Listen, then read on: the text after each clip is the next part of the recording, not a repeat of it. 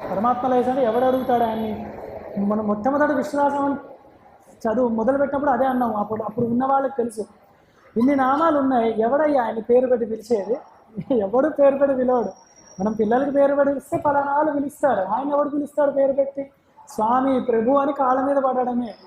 అందుకే యాని నామాని గౌణ అని అవి గుణములు, అవి తెలుసుకోగా మనల్ని మనం ఉద్ధరింపజేస్తున్నాం, పవిత్రులు చేస్తున్నాం. పవిత్రాణం పవిత్రం యో మంగళానాం చ మంగళం దైవతం దేవతానాం చ భూనానాం వేత్పిత. చదవడం వల్ల స్మరణ మాత్రం మనం పునీతులు అవుతాం. ఆయన పేరు పెట్టి ఎవడు పిలుస్తాడు? ఎవడు పిలవడు. అలాంటి వాడు ఉద్భవుడు ఆయన. ఉత్కృష్టం భవ జన్మ స్వేచ్ఛయా భజత ఇది ఉద్భవ.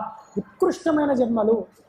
అందుకే పరమాత్మ స్వరూపం అంటే ఎవరిని పడితే వాళ్ళని దయచేసి పరమాత్మతో పోల్చొద్దు. ఈ నామములు అనుసంధానం చేయకూడదు. ఆయన ఎప్పుడు జన్మ తీసినా ఆయన అంశములు చూడండి, అంశం చూడండి, ఉత్కృష్టంగా ఉంటాయి, గొప్పగా ఉంటాయి. ప్రతి అంశలో జ్ఞానాన్ని బోధిస్తాడు. ప్రతి అవతారంలో పరమాత్మ జీవుల్ని ఉద్ధరించడానికి ఏదో ఒక వాంగ్మయాన్ని, నీతిని, కథలను ఇస్తాడు.